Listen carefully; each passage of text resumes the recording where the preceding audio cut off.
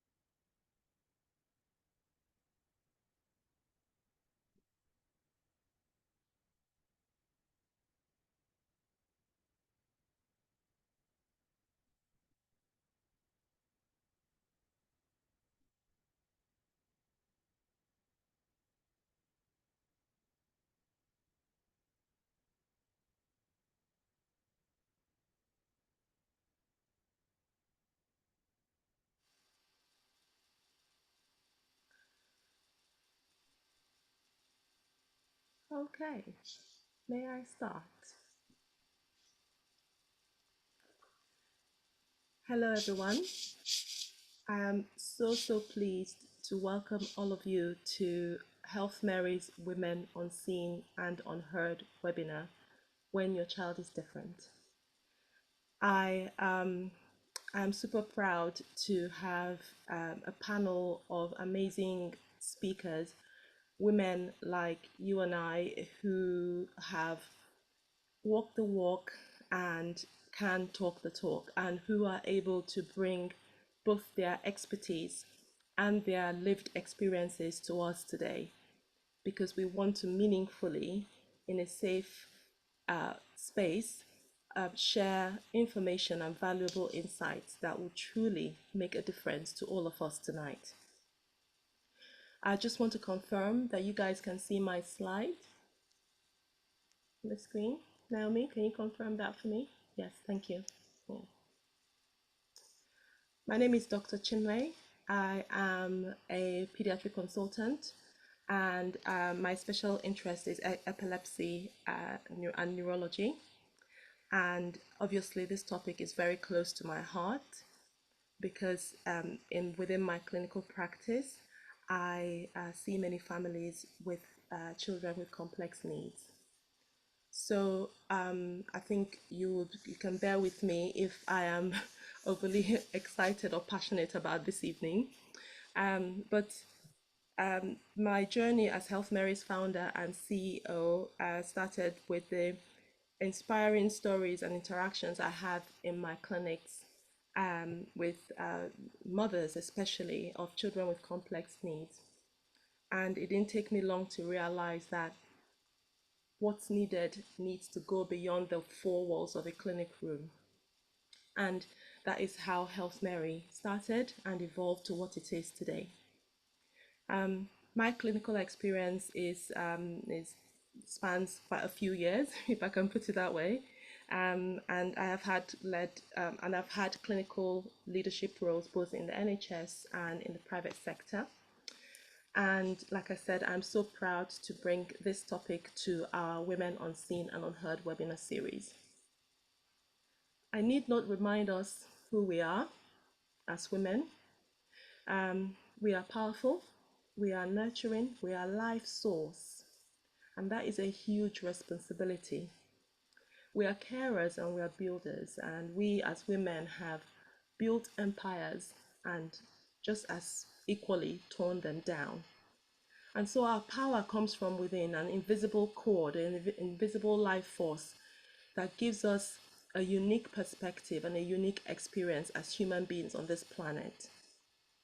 And yet, it seems as though today's world is not designed for us, both in the healthcare setting and in most other settings. We find it really difficult to feel seen and heard.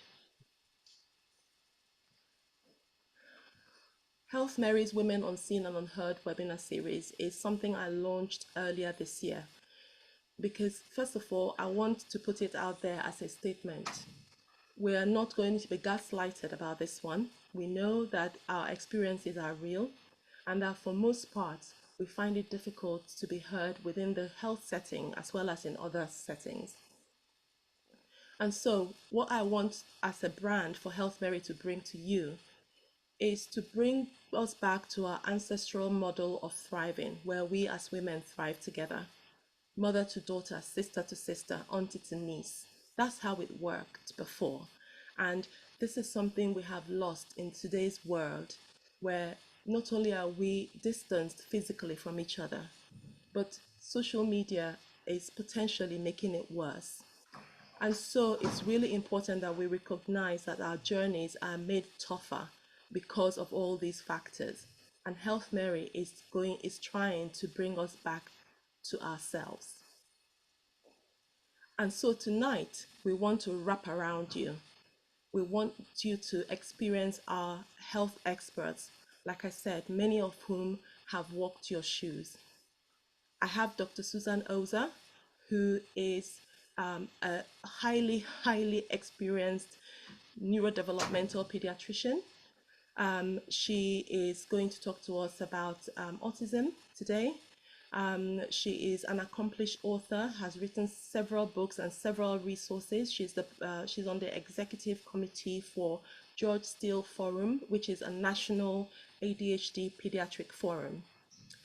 I have Sarah Morris, or Sarah Kent, who is a specialist play therapist, and she'll tell us today about a technique called neuro-linguistic play. Mrs.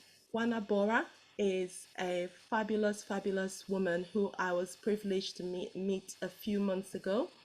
She is a mother of twin boys who have complex needs, and she will bring her parents' story and journey to us.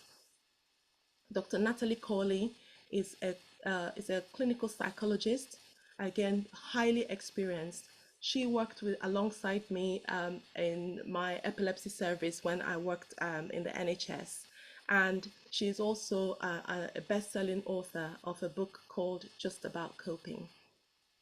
Lucy Ellis is the manager of a local charity in Kent called Includes Us Too. Her charity supports families who have children with complex needs. And so tonight, I hope you feel loved. I hope you feel that we see you, that we hear you, and I hope you find to go away from today with something really useful that would help you as a parent, as a mother. We will kick off immediately. I finish with Dr. Susan Oza, and then Sarah Morris will talk. Each speaker will have 10 minutes to talk. And after each segment, we'll take questions from the two speakers who have spoken in that segment. We will break things up for we'll take about 5-minute breaks so that people can stretch their legs and go grab a coffee or tea or a glass of wine if that's what you prefer. In the second part, Jess Farrell, who is one of my HealthMary team, will talk to you about what we do. And then we'll hear from Wana Bora and Dr. Natalie Corley. We will take questions from them before we take another break. Straight from that break, we will join breakout rooms. In the breakout rooms, we have 3 breakout rooms, one with Dr. Oza, one with Dr. Natalie Corley, and one with Sarah Morris. And you will get to choose which room you can go into. When we go into the breakout rooms, you can turn your cameras on, you can text or type in your questions, but those rooms are meant to bring you closer to the speakers as well and give you an opportunity to ask any further questions. When we come back from the breakout rooms, I will have a quick chat with Lucy about her charity and discuss other ways that we charities and non-governmental setups can help families, and then we'll conclude. And so, without further ado, I will welcome Dr. Susan Oza. Thank you. I hope you can all hear me. Yes, I can see Naomi giving me a thumbs up. I'm very pleased to be here, and thank you so much for that introduction. So I have been a pediatrician for, I would say, 30 years, and probably more than half of this time, I have been a specialist in neurodevelopment. And I can certainly say that when I started as a pediatrician working in the community, so we are either called community pediatricians or neurodevelopmental pediatrician, is the same. I work in a child development center and I'm part of an acute trust. And at the same time, I also work in the private sector. So I'm quite fortunate to see children in both settings. I would say the concept of neurodevelopment has changed, and I'm sure you can all agree with me. Where when I first started out, I would see children with, say, disability more, children with complex disability, children with epilepsy, cerebral palsy, and you will see the odd autism spectrum disorder or ADHD. But we can see that over the years, people are beginning to identify as neurodiverse, and including celebrities. So it's a good thing. So starting off with what is autism, I want to, I think my task is probably focusing on autism, the neurodiversity umbrella, and certainly particularly looking at autism. So we know that it's a developmental condition that affects how people interact and communicate, and the fact that these people with autism see the world very differently. People say that I think there's this thing out there saying that people are overdiagnosing. Research clearly shows that it isn't really about overdiagnosing autism, but people are beginning to understand the condition more. We have the technology. People are going on the internet and reading things for themselves. And then the other thing is the clinical classifications. The clinical classification now has widened, whereas previously you would look at your high functioning autism or your Asperger's, or your very low functioning autism children with severe learning disability sitting in the corner and not doing very much.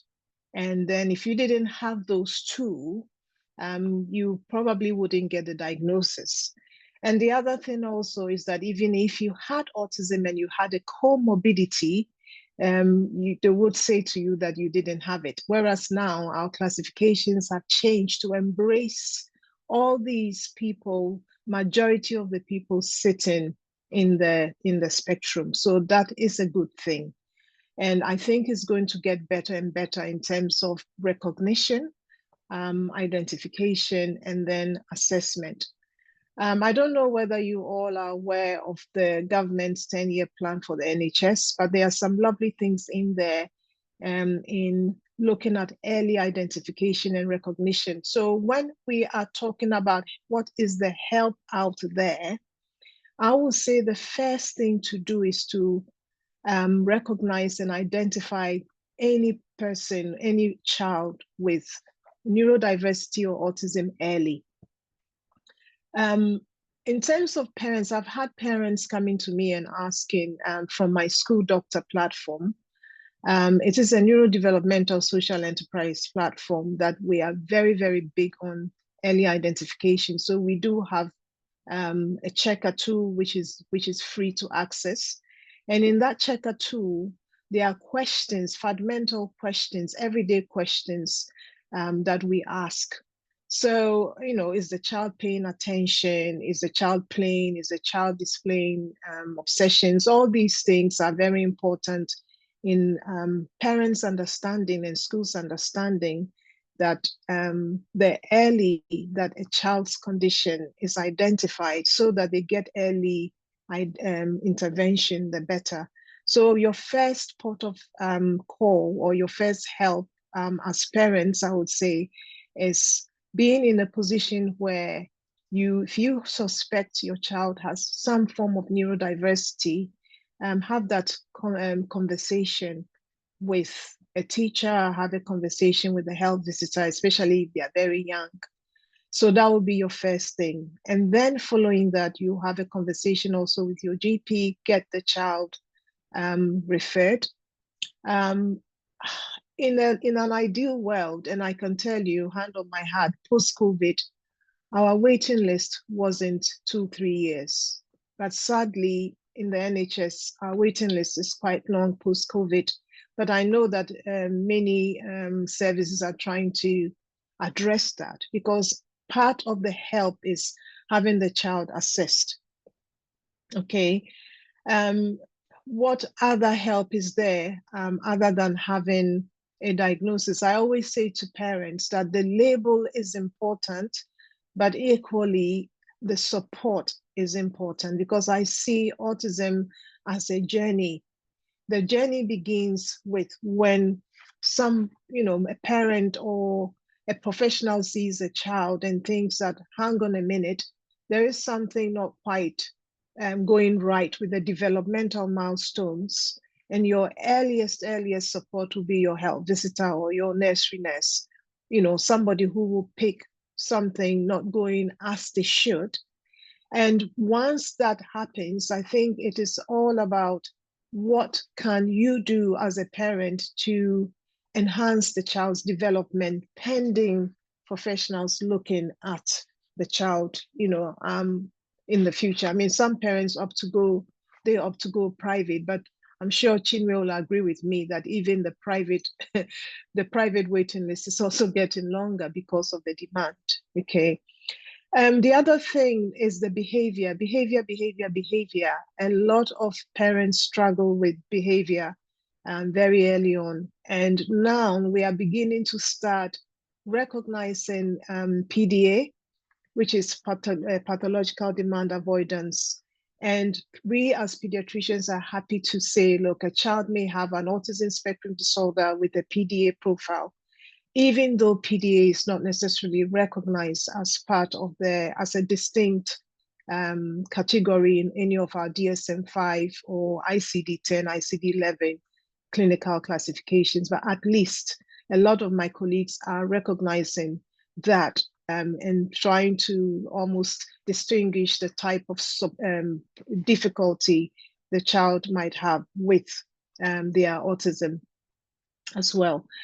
Very early support is parent support groups. I'm a very, very big support for parent support groups, very early years support, parent support groups. And I love parent support groups because you have parents who also have lived experiences with either they themselves have got ADHD, autism, or they have children that have autism. So I love parent support groups, and certainly in Hertfordshire, where I work in the NHS, we've got 3 very, very good parent support groups that support us as an organization. So they are very, very important. I'll talk about eating. There is more and more. We all know that autism children struggle with eating. Fussy eating, selective eating, disordered eating, eating disorders, all the whole umbrella of eating problems. And one charity I've discovered is called the First Steps charity. Please, parents, write it, First Steps. They are a charity that are commissioned by the NHS. And very, very, very, you can have very, very early conversations with them around disordered eating. I mean, we should be aware that eating disorder is very different from disordered eating. A lot of children with autism and even young people with autism will have disordered eating, and that can affect their growth and nutrition. So it's not just working with the dietitian, but also working with some of these charities. Okay. Another one is sleep. Sleep is a big, big, big thing. I have parents in front of me, and I get very frustrated because sometimes children will do well on melatonin. And we know that the research shows that children with autism and children with ADHD do have issues with their natural brain melatonin. So it's well documented in research, and that's the reason why they do well on melatonin. But your GP will not prescribe the melatonin unless we have a specialist pediatrician or psychiatrist supporting or supervising that. Okay, so Sleep Scotland is a very, very, very good resource for sleep. And obviously that's whilst waiting for a pediatrician to review to see whether a child will do well on melatonin. But melatonin, I find that melatonin is a good thing. And if you're a parent here and you are thinking or you've heard about melatonin, don't shy away, because honestly, the sort of the quality of life that these children get when they start on these medications, if they need it, is just transformational. And parents have thrived, children have thrived by when they get a few hours sleep. So it's not just about medicating. These are parents that have done all sorts of sleep hygiene, and yet their children cannot sleep. And there is documented research showing why children with ADHD and children with autism struggle. Yes, teeth, teeth, teeth, teeth. A lot of children with autism struggle to go to the dentist. So I thought I'll bring this up. And what I want to share with parents is that there are specialist dental practitioners who are neurodiverse friendly, who are sensory needs friendly. And GPs tend to know who these dentists are. So some parents might think that, oh, this child should sit and nobody likes going to the dentist anyway. But we do have specialist dental practitioners who understand neurodiversity, and they have a little bit more in terms of support. So I thought I'll put that in terms of support. Okay. Education, we know the education healthcare plan is going to be changing. We don't know how it's going to be changing. Do let me know when my 10 minutes is getting up. I don't know. Naomi, I'm looking at you now. So I'm not quite sure what's going to happen, but I think one of the things I would say to parents is that just because your child has ADHD or autism spectrum disorder may not necessarily mean that they will qualify for the education healthcare plan, because it's looking at the education healthcare plan. It's about, okay, is the child accessing learning? If the child for some reason is not accessing learning, then you might consider having that discussion with the school. And please be aware that you don't need to wait for the school to apply for the EACP. You need the school support, but parents can start the process on their own. And the other thing that the school might say to parents that, oh no, the child needs the diagnosis, that's not true. It's not true at all. If your child has been referred to the CDC, you can't start the process. If the child is on the waiting list to see a pediatrician, you can't start the process. If your child has had an initial appointment and you have a letter saying even suspected, you can start the process. Even if your child hasn't been seen, it's a statutory requirement, and it's about what need the child has and what support the child has, and not dependent on diagnosis. So I have challenged a great many schools when they've come to say we need a diagnosis. It's just not tenable, because it takes a long time. And I'm sad to say that unless something changes, in about 2 years' time, the waiting list can easily go from 3 years to 4 years to 5 years. But I'm hoping that something will give, and that the waiting list will be addressed. But these are the realities, and hence the reason why that support has to start early, irrespective of a diagnosis. And that's, I will say, the take-home message. Do everything in your power to see the need of the child. Is it behavior? If it's behavior, what else can the child, what support can the child or the young person get? Do they need psychology? Do they need CBT? We have people here who are going to be talking about that. They are struggling with their teeth. They are struggling with sensory. Do they need to attend a sensory workshop? Do they need occupational therapy? How are you going to do this? And you find out that you get a lot of support from the parent support groups. Yes. I also will say resources. There are lots of resources. The National Autistic Society UK is I would say, it's a very credible national autism website. And so I would recommend that, highly recommend that. And in the question and Q&A, and also in the breakout rooms, you are all welcome to look at my social enterprise. School Doctor has lots and lots of information, free downloadable books that you can because one of my hats is I'm a published author, and I write for children. I break down medical concepts so children and parents and professionals can understand the brain and how it's affecting the child, and what support. So some of my resources, and quite a great many of my resources, you can download free on the School Doctor Social Enterprise website. Toileting. That's a big thing, especially children with autism. Toileting is a huge, huge problem in young children. A lot of them will struggle with toileting because of so many different things, from anxiety to sensory to all sorts of things. And the question is, how do they get the support? Your health visitor will be your first port of call. Your health visitor, not necessarily your GP, your health visitor. And then sometimes child development centers have a special needs health visitor that one can access. The other very good website that comes to mind, and I think Chinwe, you'll be recommending this to your clients, is the ERIC website, which is the they deal with the EI. It's an acronym, ERIC. Very, very good, especially when they are struggling with constipation. But of course, you go to the GP, because the thing about the children with autism is it's a vicious cycle. They don't want to go on the toilet, and then they will end up having constipation.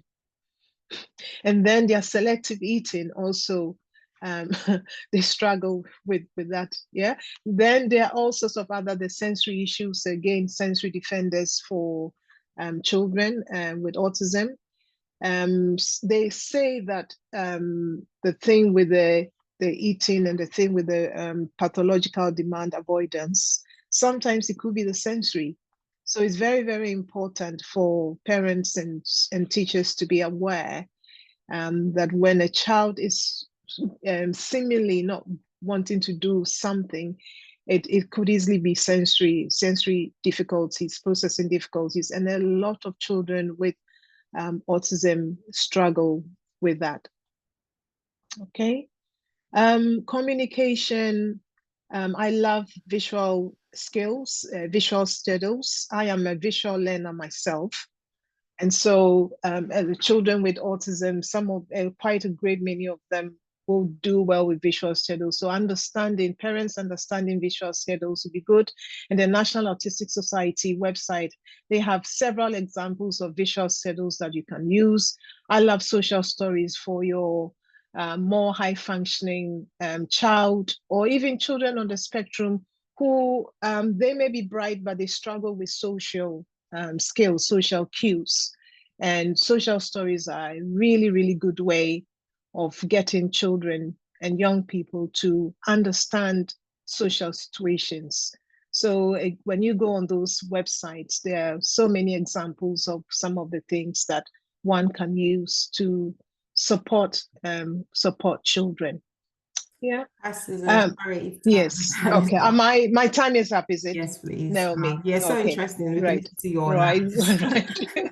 It's so wide, isn't it? It's so wide. I mean, you don't really know where to start from and when to. But I guess we can distill things a bit more when we are in the breakout rooms. Brilliant. Thank you. Thank you. Thank you. It's been a pleasure. No worries. Can we have Sarah? Sorry. So thank you for inviting me to speak about neurodramatic play. My name's Sarah Morris, and I've been working as a play therapist for 16 years, and this is like the next developmental stage in my process. So why is play so important? It is an integral part of a child's development. For neurodivergent children, it supports the regulation of their central nervous system. It reduces stress and enhances their executive functioning skills. So children with autism, ADHD, or sensory processing disorder are affected in 3 ways, and I refer to these as the 3 Bs: the brain, the body, and buddies. During play processes, it is amazing to watch how our children process out the challenges that they face on a day-to-day basis. They are able to learn to problem solve and to self-regulate, which are 2 life skills that more and more they are not able to develop and explore in the school environment. So having sessions helps them to give them an undivided time and attention to support that process as they go through. And I find that absolutely pivotal in their overall process. Neurodramatic play is an amazing model created by Sue Jennings. It incorporates various types of play, and these include messy play, sensory play, rhythmic play, and performative play. 3 important stages are covered through the process of play, which are embodiment, projection, and role. Embodiment focuses on creating safety through sensory play, rhythmic play, and playing physical games. Throughout this stage of the process, children learn to connect with their own bodies. So that brings in the body element. Sometimes particularly with autistic children, there's a disconnection between the brain and the body. So they don't always feel the limbs, like they're not, sometimes they can't even associate their limbs with their own body, that they're their own. So when they're quite physical, I work with children that can be quite physical with me, and it's because there is that disconnection. The projection stage uses art, storytelling, and imaginative play to safely explore their emotions and understand there is a world beyond themselves. And then finally, the role stage occurs. When your child takes on different roles, these can be both imaginary and real. Role playing helps children develop emotional understanding, empathy, which is something that they really often struggle with. I hear a lot of parents who say they don't empathize. That's just not what's on their radar. But through play, you can start to build those neuron connections so that they can start to empathize with others. And they also can find the ability to be able to see things from another person's perspective, which I find pivotal in the big world. We're setting them up to go out into the big world, where they're going to come across lots of people with lots of different perspectives. It also strengthens their ability to manage their own emotions and the emotions of others, creating resilience in the process. This is when relationships with buddies begins to develop. So the EPR model discussed here starts while still in gestation. So it's 6 months before birth, where they're in that cozy, warm environment, and they're very near to the mother's heartbeat. So there's lots of regulation through the heartbeat. And then the process continues right up to around they're 7 years old. The beauty of NDP within that, or overarching that process, is that it's a lifelong experience and a lifelong journey. So play can be used at any age and stage of life. As a parent of a neurodivergent child myself, a 9-year-old daughter with autism and suspected ADHD, I understand the challenges and frustrations faced on a daily basis. We have a lot to navigate, and this often involves creating a calm environment, gaining connection and co-regulation. Play creates that connection, and when we hold the space with presence and allow our children autonomy over their play, rather than directing the activities with a desired outcome, they show rapid progression. So I work in a non-directive. I have the ability to offer activities at any stage within my sessions, but everything's done on an autonomous basis. So if a child tells me they don't want to do something, I never force them to do it. And actually that builds trust in the relationship I build with children as well. So that's where the rapid progression comes.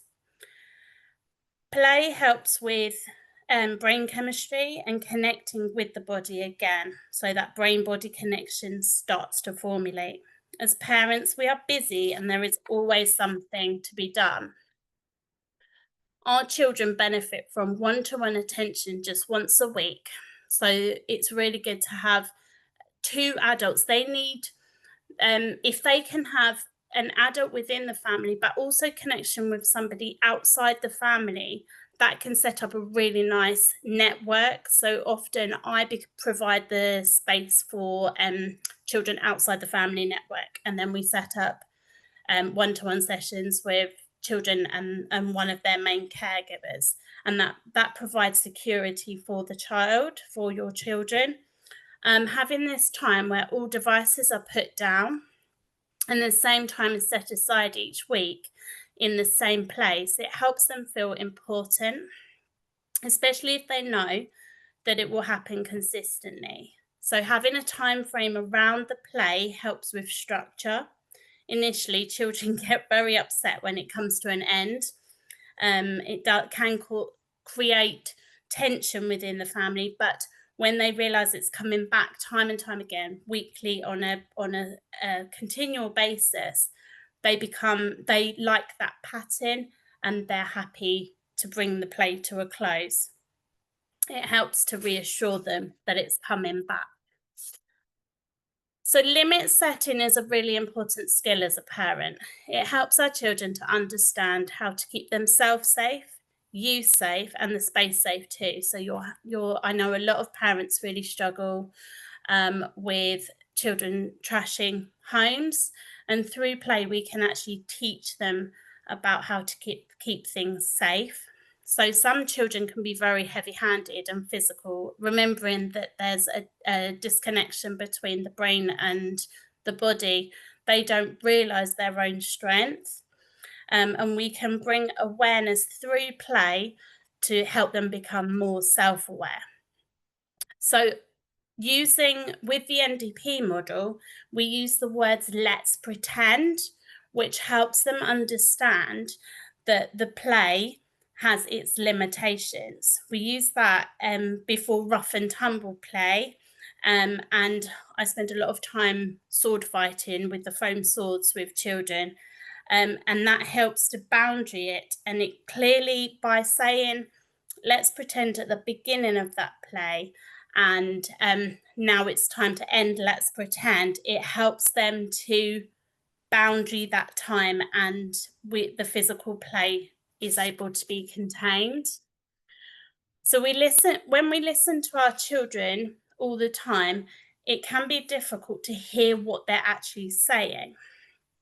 So by using active listening and reflective listening skills, we can help our children to feel heard and understood. So a story that I use quite a lot is around reflective functioning. So imagine you're walking down the street and you're on your mobile phone and you're distracted by that. You're walking down and you clonk your head into the lamppost. How do you feel? So often you feel guilt and shame and you're thinking, world, swallow me up now. Now, let's go through that same scenario again. So you're walking down the street, you go clonk straight into the lamppost, and this time someone behind you goes, that must really hurt. They've done something really powerful in that moment. They've helped your neurons to fire together and wire together, and they've heard, understood, and they've empathized with you. The world doesn't need to open up and swallow you up at this point. You feel calm, you feel regulated, more so. There's still a little bit of shame around it, but it just doesn't have the significant moment it did before. And I think when our children are in those dysregulated moments, as long as we can stay regulated as much, and I know how difficult that is as a parent, I'm far, far from perfect, but it's those moments when you can stay calm and regulated, you can start to help them feel understood, and those moments become less impactful on them. When our children talk to us, they often repeat themselves. I test them to see how much they think I'm present with them. So, and they still repeat, and eventually I will reflect what they say back. And I go, but I've been listening all the time. But they can't always tell that I'm really there. And actually, I'll repeat most of what they've said back to them. It doesn't have to be word for word. It can be summarized, but that's really powerful for our children. I'm aware sleep can be a really big trigger. I know it's a stumbling block for us. And this is because our children have busy brains. They're processing their day-to-day lives out and everything that they've encountered in a really busy world. I'm learning that it's a really brilliant opportunity to use reflective listening, and also something simple like drawing can really help them to calm their central nervous systems.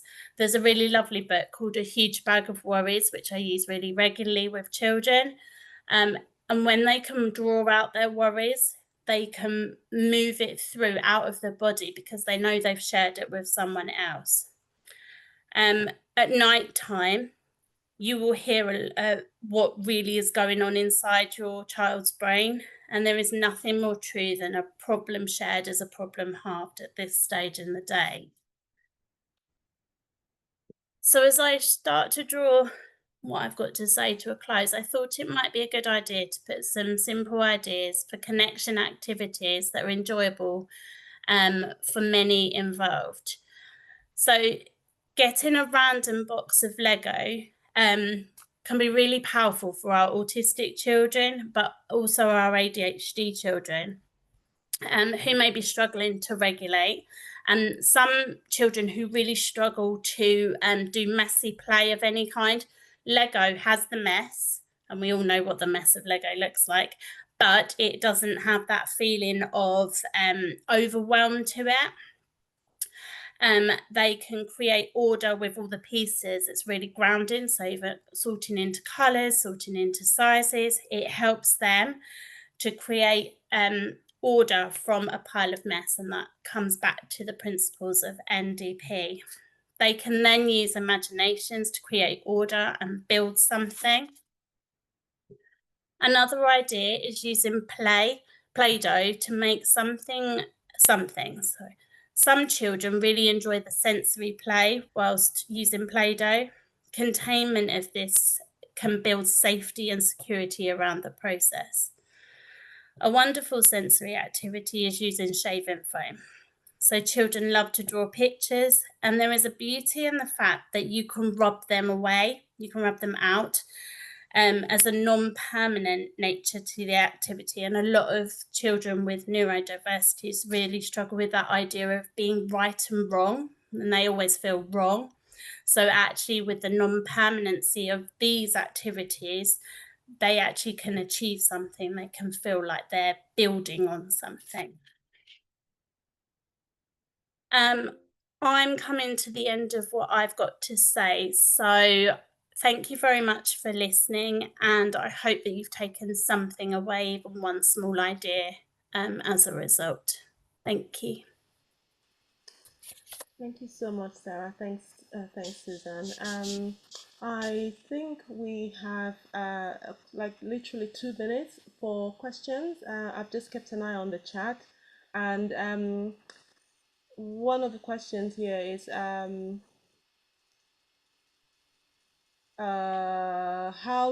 can we get melatonin prescribed if the GP wouldn't prescribe it?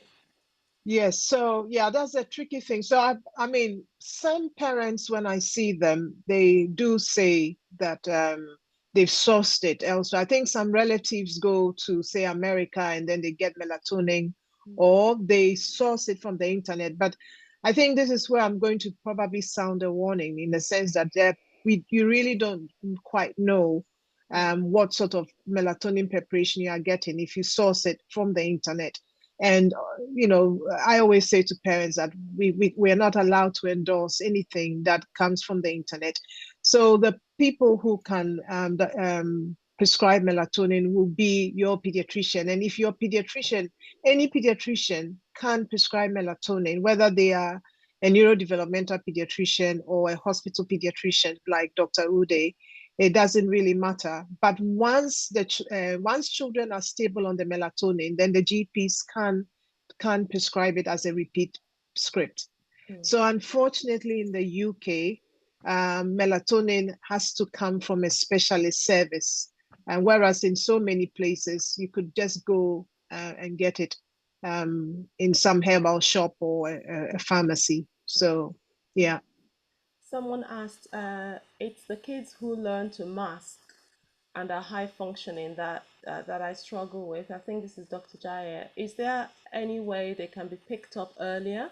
And how do you present as, how do they present as teenagers? And this, I can attest to this, Susan. Sometimes I'm sure I've sent some people to you, some families to you as well, where I'm having a consultation on something entirely different, like a headache or migraines, and I'm thinking, oh, this child Yeah. is autistic and they're in their teens already. Yeah, yeah, So yeah. It's a very interesting thing, and I think my son will not mind me mentioning, but I even as a pediatrician, a neurodevelopmental pediatrician, at the moment, my eldest is going through an assessment, and he is 26 years of age. Yeah. So masking can happen because, particularly if you have very good scaffolding, when you scaffold a child very well, they can mask. So that's one of the reasons why a child can mask. Mental health can also let masking happen, where you might see the comorbidities and not actually the neurodevelopment. And then the thing with masking, I always say that it's all about observation.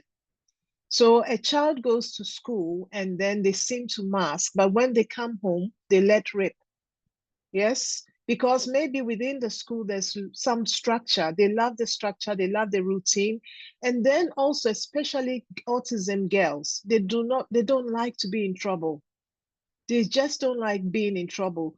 But those sorts of children or young people, you find out that they're a little bit withdrawn, or they tend to be they tend to follow. So it's really about observation, and it's really also about education, education, education. We need to have professionals keep sounding the gong, keep training people, keep bringing it out there, keep hitting the gong of neurodiversity, and very, very soon people will learn more and learn more about neurodiversity and pick people out more. But this masking thing, sometimes people use it as, oh, the child is masking, the schools, especially when they don't really want to give the information. And I've had a child sitting in front of me, very, very autistic, as high functioning, very gifted and talented, couldn't look at me. And yet the school was saying, because he wasn't getting into trouble, oh, everything is fine. And the mom had to fight. And I said to the mom, don't worry, I believe you. I think that's a So common thing as well, isn't it? exactly, isn't When it? families Yeah. and moms Mm. and parents are not believed Yeah. as well. So Yeah. Yeah. I'm going to bring this segment to an end, and we'll let everyone stretch their legs. Is it okay if we make it 3 minutes, not 5 minutes? Mm. Is that all right, guys? Yeah. And then we should be back Yeah, the here two. at 2024. All right, guys. See you soon. Stretch your legs, and yes. In the meantime, Susan, there are some other questions, and Sarah as well, please. There might be other things we can look at here and read Okay. through. For those of So you who should I go to the chat? yes, yes. Okay. I'm just going to Kizzy kindly put a comment in here, and I think she's given the people she's given some tips about okay. Yeah, She said we did magnesium. some natural non-invasive things that we did Mhm. to assist our son. Limited screen time. I made sure he wasn't on his tablet an hour before bedtime, following a strict diet, which was crucial. Bath time, which consists of Epsom salt and an essential oil blend I make. Excellent. And then far infrared mat. That's interesting. Never heard of that one. Kizzy, are you able to leave the link to the infrared mat in the chat, if that's okay? It's just in case people want to look it up. I certainly would. I love these sessions because then I can take things back to my to my clinics as well. And supplements, music and sound therapy with a particular US company who also incorporate the safe sound protocol. Alpha stim aid, squeezing technique. This has resulted in a child who was nonverbal and becoming dysregulated from the smallest thing on a regular basis to a child who is forming over 850 sentences unprompted. He is patient and is an empath and is sympathetic. He's not on par with a neurotypical child his age, but he's heading the right direction. I know he'll get there. We never had an issue with my son's eating habit, and he's always slept through the night apart from a handful of blips, but I'd say those blips account for about 10% of his sleeping pattern. Thank you so much, Kizzy. I mean, this is so useful. I don't know whether she's gone on her break, but it'll be awesome. Yeah, I'll link up with her. Kizzy, yeah, she joined through me, so yeah. Oh, okay, cool. Yeah. Thank you. Kizzy was just talking about your useful tips, and if you can leave any links in the chat, that would be great. And Jayed asks what's. Oh, right. Okay, Susan, you've already answered that. Thank you. Mm-hmm. Mm-hmm. Okay, cool.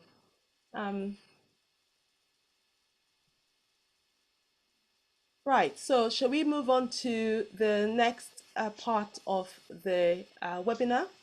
I will now invite Wana Hi, good evening. to start her conversation. Wana, if you quickly introduce yourself, and if we can, what should we do? Should I ping you a message when it's 8 minutes? Or is that going to be disruptive? Should I wave? I'm going to wave like this. Can you see me? Yeah, I mean, I know it's 25, so I'll probably stop. It's here. I'll signal you when it's time, when you're on time. Thank you so much. So, can you hear me? Because I think I'm cut off. We can hear you. We can hear you. Okay, brilliant. Okay, brilliant. First of all, I am a mom of twins, born 24 weeks. They're both autistic, different levels, and I know how hard it is. But everything that you heard until now, it is what we've been through our journey. The boys were under the nursery nurse, so everything we picked up early, very early, from early years. We had the diagnosis early, so I know this is the path. Exactly what, if you're a parent in here that you're struggling, this is the path. Yes, I'm a parent that that I agree with melatonin, and it is has been a huge improvement, because as you can see in this slide, how to handle more than you can handle. So caring for yourself while raising a disabled child, it is very tough, and most of these kids, they don't sleep because of the lack of melatonin. And you as a mom, in order for you to be able to look after these kids, to help them thrive, to be mentally present them, and to cope with their meltdowns, with their needs, with their behavior, you need to look after yourself. And the most important thing is obviously sleep. So don't hold back. Go to the practitioner. My melatonin was prescribed by the pediatrician for Darius, is working. He's on 5 meals now, and it made a huge improvement. First of all, for me, because I was sitting with him, next to him, 1 hour, 1 hour and a half, 2 hours. It was really exhausting. Now with melatonin, in 10 minutes, he is down, and it makes a huge improvement the way he's behaving the next day, and that gives me more freedom and more time to look after myself. It's very hard. I mean, it's very tricky to go to a mom and to tell her, well, you should look after yourself. Or that mom may see me, for example, that, I have my nails done, my skin is glowing, all of that, and they feel sometimes guilty, or they wish they will have more time to do this. And actually, you can have more time to do this, because for me, in my experience, through self-care, I gain my power back. That means I got to have more time for myself, to look after myself, for my well-being, because I said it in the video, the promo video for when I help promote this webinar. Our children, no matter if they're autistic, disabled, they only get one mom in this life. So it's very important to look after us and after our body and after our mental health. So if putting some makeup or looking after your skin, because looking after your skin is not selfish and it's actually part of you.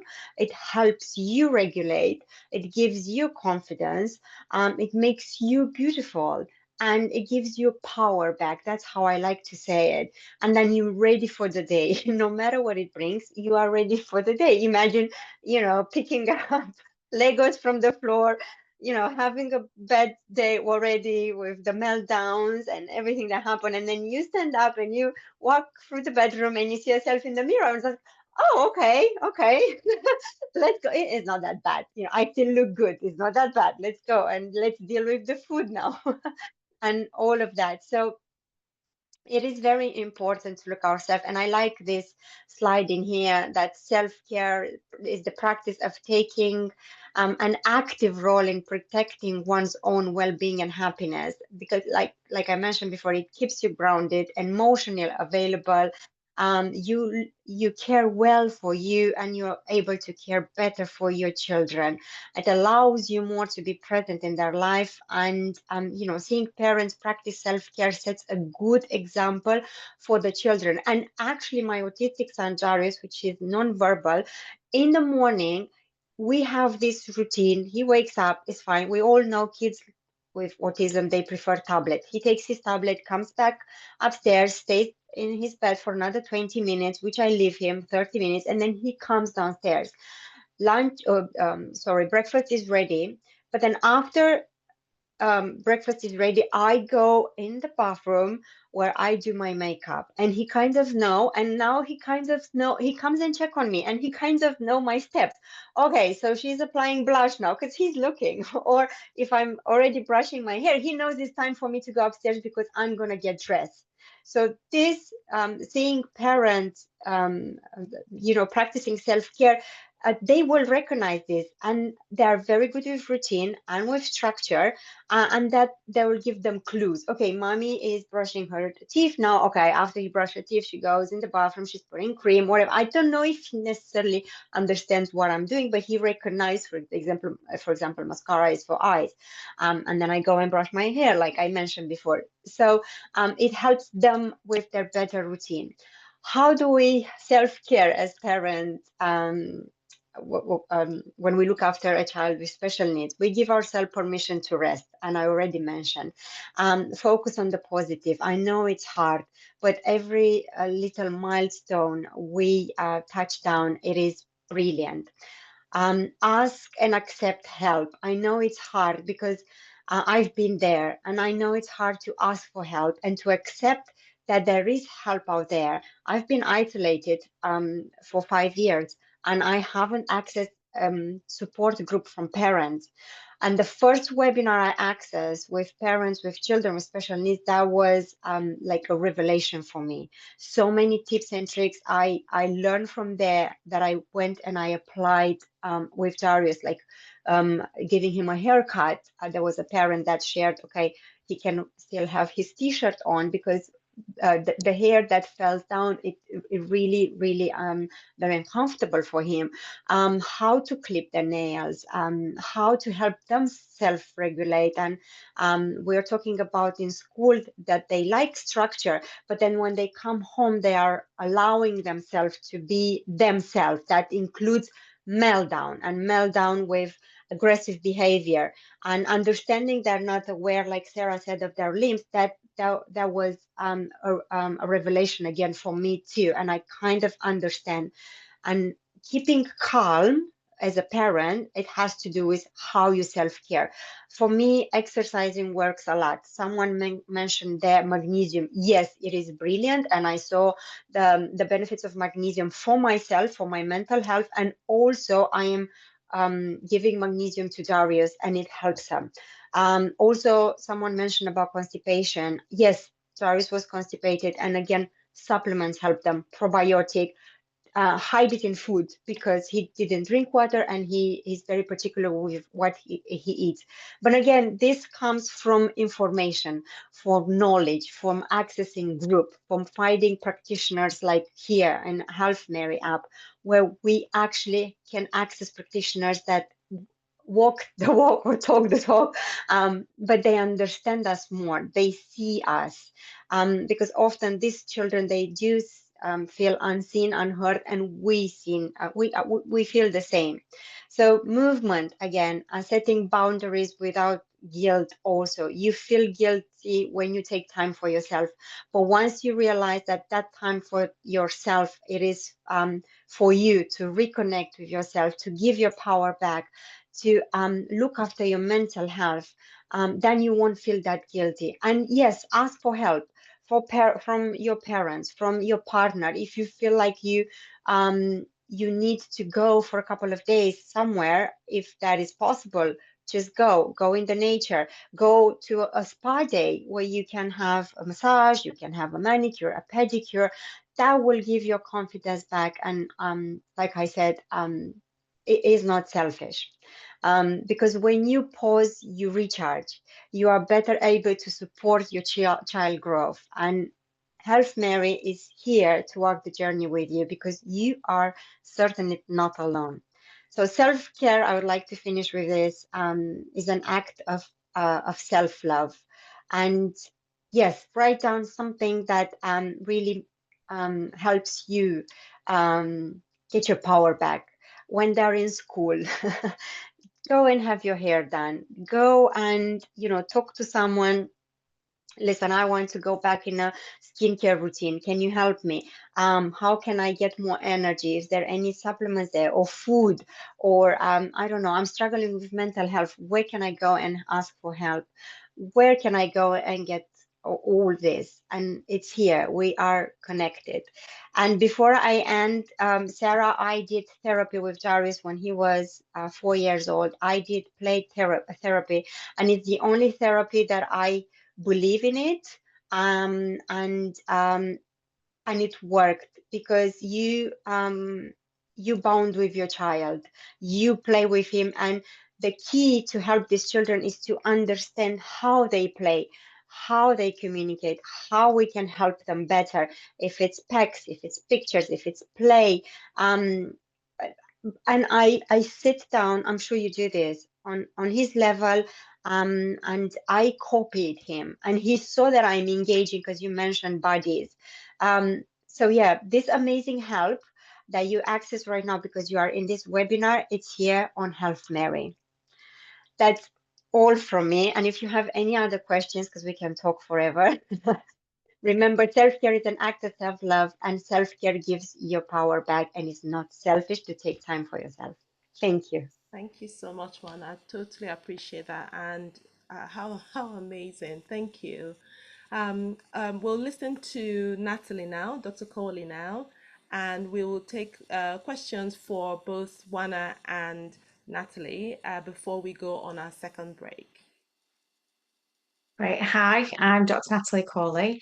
I work with children and young people with neurodiversity and comorbid mental health difficulties every day. So I'm going to talk a little bit about one of those comorbidities, which is anxiety.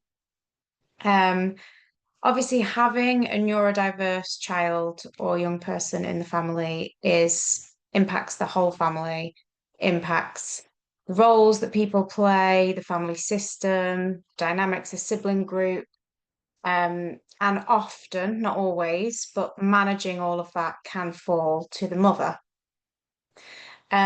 which obviously adds stresses, and stresses make us more vulnerable to anxiety. So it's kind of a vicious cycle. There's often lots of other feelings in there that I find with parents. There's a sense of anxiety about the future. There's feelings of loss in there about what that child's identity or that teen's identity is going to look like, and how they're going to progress through milestones or through education. Young people with neurodiversity that I work with often experience identity diffusion, which means they struggle a bit more to work out their sense of self and work out where they fit in, which can be very anxiety provoking for a parent. You've obviously got a whole host of anxiety provoking stresses from children and young people anyway, from social media to sleepovers to whether they're going to fit in, whether they're going to be bullied, how they're managing interpersonally in school. And all of that seems to be exacerbated for parents who have children with neurodiversity. So one of the things I try and focus on is about how you're framing your parenting and trying to make that positive. So if you do have a moment where you get frustrated, you have a meltdown yourself, you shout, you do something with, not as much compassion as you'd hoped that you would have had. It's about framing that as that moment just exceeded your capacity to cope, and that is okay. And to look at all the different triggers and stresses that were involved in that moment that meant that you found it difficult at that key point. Because I find a lot of parents have a lot of guilt, shame for not being able to regulate themselves the whole time. And obviously, none of us can do that. There's also a sense of trying to fix. I think that happens earlier on in diagnosis. And it also happens, I find, in professionals early on in their career, especially psychologists. They come in and think, we have to find something that's going to fix everything for this young person. And actually, it's not about walking their journey for them, but it's trying to provide the conditions for them to find the tools and them to find the way forward. So trying to release some of that pressure off you as a parent as well, to think that you have to do everything to guide them and to meet all of their needs with the additional needs of being neurodiverse. Having a diagnosis in the family is often, I find, an encounter with the self. It's often the first time parents reflect on themselves. And there's lots of young people I have who, when I meet the parents, I think they are probably not neurotypical, but they've not thought about that before. And so that can be a big journey for the parent to go on, or sibling to go on, to think, I have these traits, or are they learnt behaviours? So that can add other things about your own identity and anxieties there. So it's really important to have groups like this, groups so you can go and feel normalized, where you can get that support, where you can reflect. It's important to have that time to reflect on yourself rather than just trying to meet all the child and young person's needs. So after that sort of encounter with the self and thinking about the self, sometimes critically, the self then seems to get lost. And it was good that we were just thinking then about self-care and how we cope ourselves. A good tip is to think about whether you are approach or avoidant coping. So what are the main things you do? What are the strategies? And are they approaching the problem and trying to find solutions? Or are you trying to use avoidance strategies that maybe you disengage, or you try and numb from things? And although they're good in the moment and bring initial relief, they can exacerbate things and make things more difficult. So the last tip that I'll share is a small exercise for you to do as a parent, which is about feeling seen and heard. So I think often we don't really feel seen and heard, even socially. If you manage to fit in that glass of wine or coffee with a friend, when we talk socially, we are either waiting for our turn to talk, or somebody says something and we try and track back in our own experience to bring that in to try and bond, but actually you're not really feeling fully heard in that moment. So if you can sit down with somebody, a partner, a therapist, priest, an auntie, somebody you feel close with, and put a timer on for a minute and say, I'm just going to talk. I'm just going to express myself, how I feel. And the listener doesn't agree with you or disagree with you or intervene, just listens. And they write down what you've expressed. And then afterwards, they read that back to you and you give them a mark out of 100 and how well they heard and took on your experience and connected with it. And if it's 90%, pretty good, but go back, do it again until you feel 100% heard. And even though it's only a minute, that can really help you feel properly seen and heard. And then if you want to, you can adapt that to do that with a neurodiverse child or young person by making it a drawing or a piece of art. They do the drawing, you can have like one of those sand timers so they know how long it's going to take. And then you can try and draw their experience back to them so that they feel really seen and heard in a visual way. And that's my time. Thank you. Thank you so much, Dashley. That tip right there, the bit about putting the timer on and really sort of having the space and time to be heard. I think that's Mhm. incredible. That's incredible. And I don't know how many people practice that. I can see even, some of us who don't have, children with additional needs need to practice that as well because, Yeah, at any given time, um, you know, we may know somebody who has those challenges. And if we can take that to them and say, do you know what?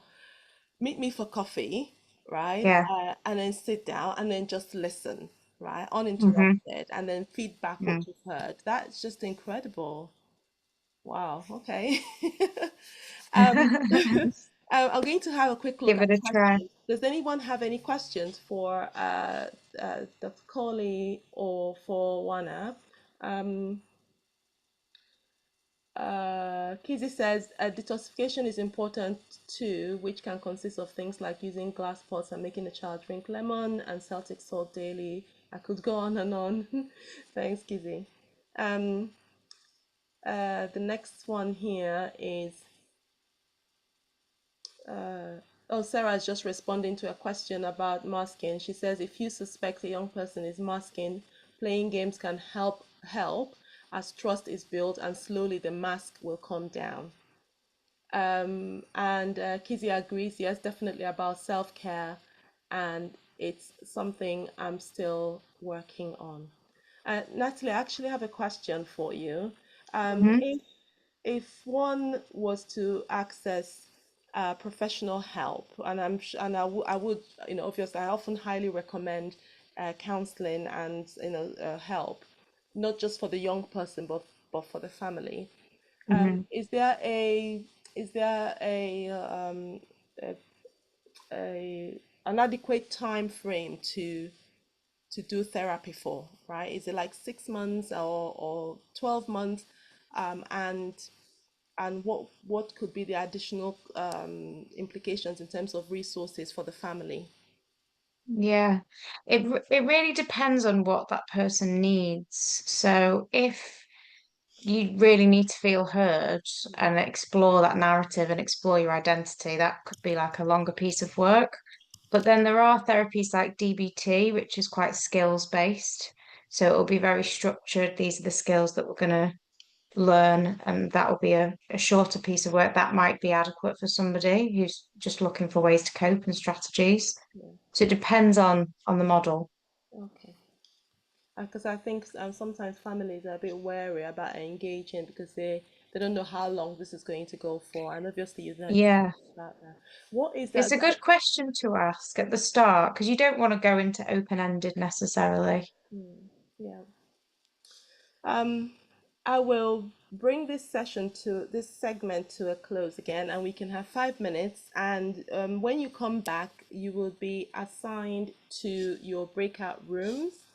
Naomi, are we on top of that? What's that looking like? Yeah? Yeah, we're Okay. ready. So a quick break, and at exactly, actually, it's not going to be 5 minutes, going to be 3 minutes again. So at exactly 20:50, we'll have our breakout rooms. We'll come back into our breakout rooms. Is that okay? Yes. Thank you.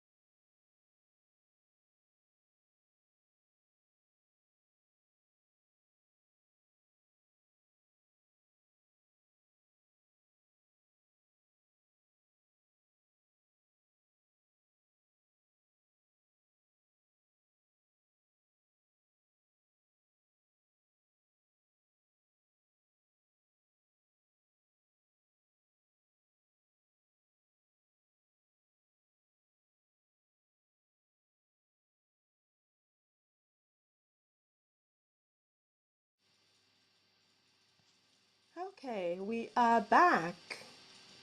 I hope you all enjoyed the breakout rooms, and I hope you found it useful. Ours certainly was very interesting and really useful. Now I am going to spend another about 5 to 7 minutes talking to Lucy Ellis, who is the manager of Includes Us Too. Includes Us Too is a charity based in Kent that supports families with children with complex needs. And it's a privilege to have her here. One of the reasons I wanted her to come on this webinar is to help us start a conversation around what other help is out there beyond the NHS, beyond the hospitals, and indeed beyond social care as well. So thanks, Lucy, for coming. I wanted to start by asking you just what kind of support does your charity and charities like yours offer for parents who might not even know about you? So what kind of things do you do at Includes Us Too? Okay, so one of my big problems that I'm having at the moment is getting out there exactly what we do because we do a lot. So we have a family support service where we'll sort of like work directly with families. So our big thing is we don't just work with the child or the carer, it's the whole family. So I'll go into a bit more detail on sort of how that all links together. And so our family support can range from anything from helping families make visual aids, so now next boards or emotion cards, to anyone to autism training. That's something that we've recently started. So that's a course of 6 sessions where we'll sort of really break down, because quite often you'll get your diagnosis and you'll get like a list of organisations sort of on the back of the letter of the diagnosis that sort of says, off you go. And a lot of the time parents are just a bit like, oh, well, I've got it now. And it is really hard to sort of go on from that. So we also have a lending library. So this is where we'll offer out equipment. So it could be something like a disability pushchair, like a physical sensory item. So I don't know if everyone's seen like the spinner chairs for kids that like to stim by spinning, trampolines. I can't think what else we've got. We've got wobble cushions, and we're really trying to sort of build that up at the moment. So we had a really small grant that gave us about £1,300. So we're doing lots of fundraising at the moment to really build that up, because that at the moment is one of our most used services, because sensory equipment can be so expensive. And you can buy things like, for instance, I've got a trampoline in the corner of my room because my youngest son is a bouncer, but he still prefers the sofa. Sometimes families, because sometimes you might spend on some of these equipments and sensory toys, and the child might not be ready for them at the time. And exactly, so that's a really useful resource to have. Yeah. Can I ask you something about your own perspective? Because you manage this charity, but you're also a parent of 2 boys who have autism. Am I right? Autism spectrum. And just do you? And I know from having conversations with you that you are particular about reaching women in a way that makes them feel less alone in their journey. That's the beautiful thing about Includes Us Too.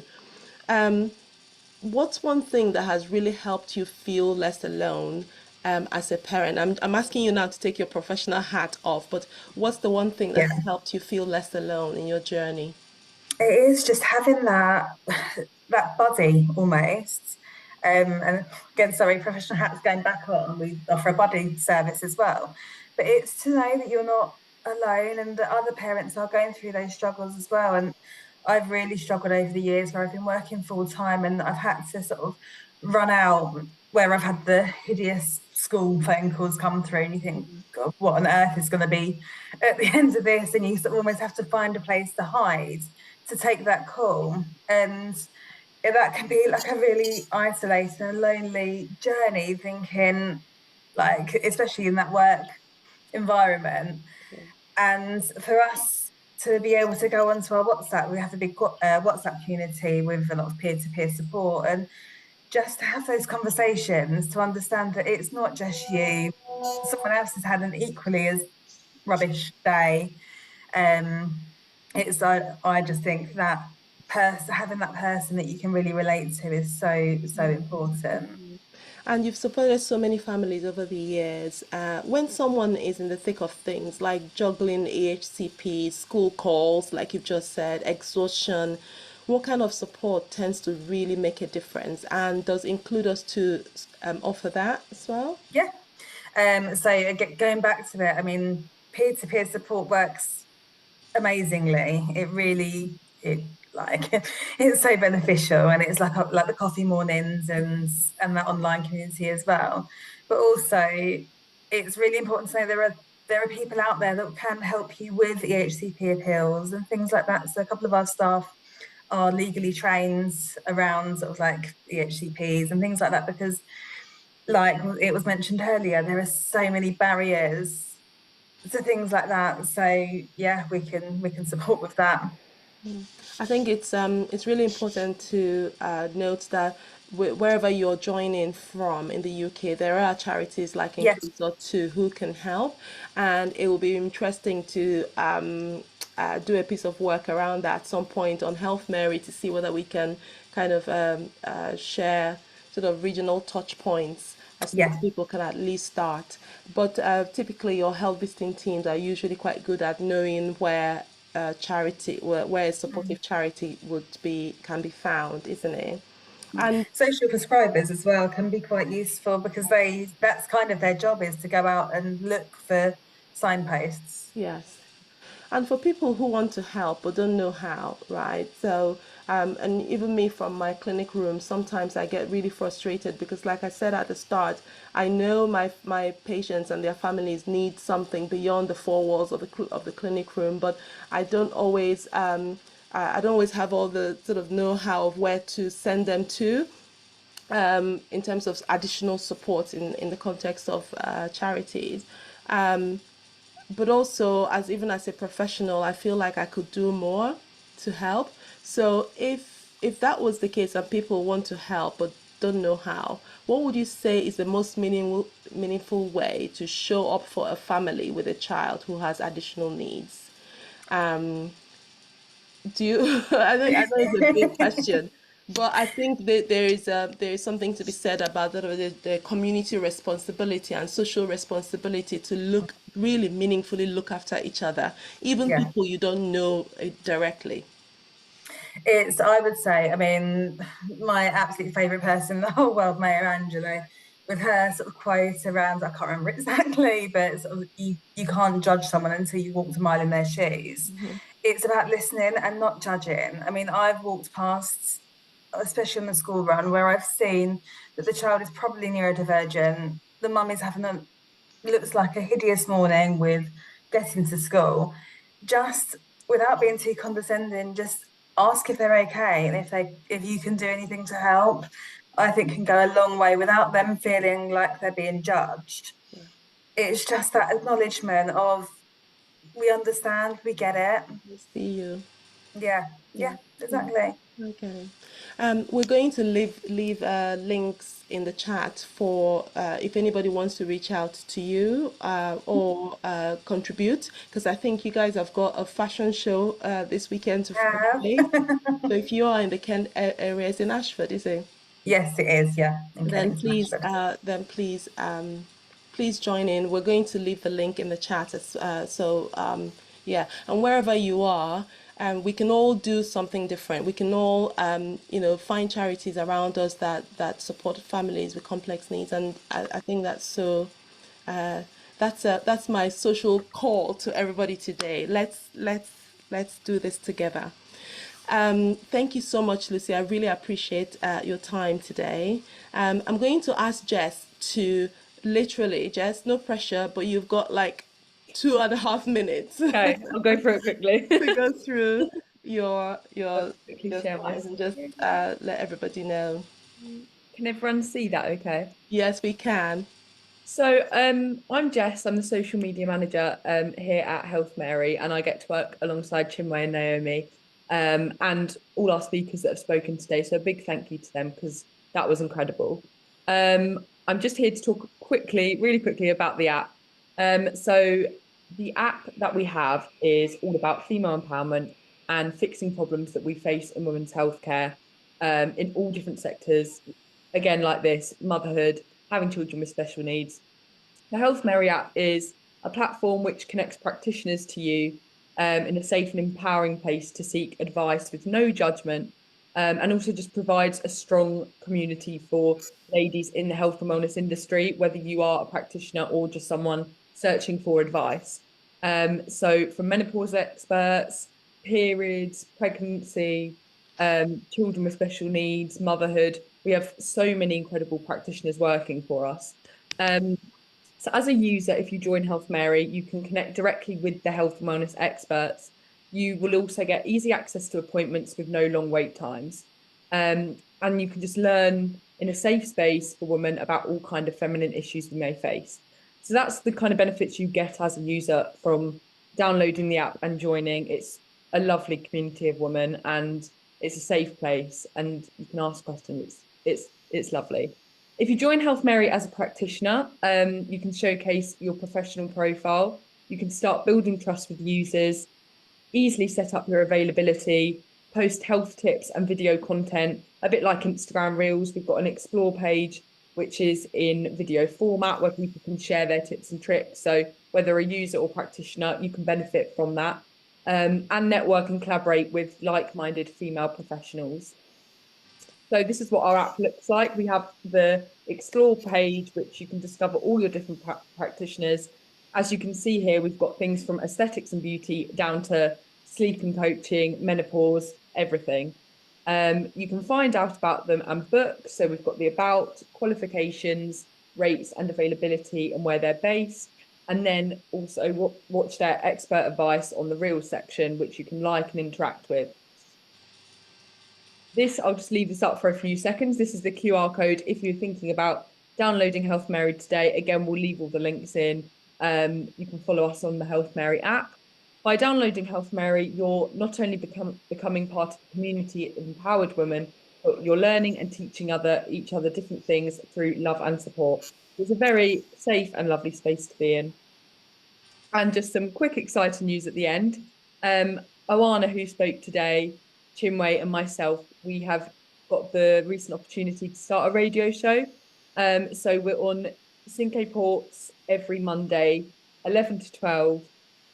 You can listen to us through Spotify if you want to catch up, or you can listen to us through the app, or we also live stream on Instagram. And it's just, we've spoken about kind of the issues we've spoken on the webinar today about. We've spoken about stuff like that on the radio show, and we talk about a vast amount of topics. So we talk about everything, personal stories, nothing is not spoken about. We're very open, and yeah, it's just an additional thing to HealthMary if you wanted to listen to us or listen to similar things like that, because we will be addressing some of the things we speak about on the show in future webinars.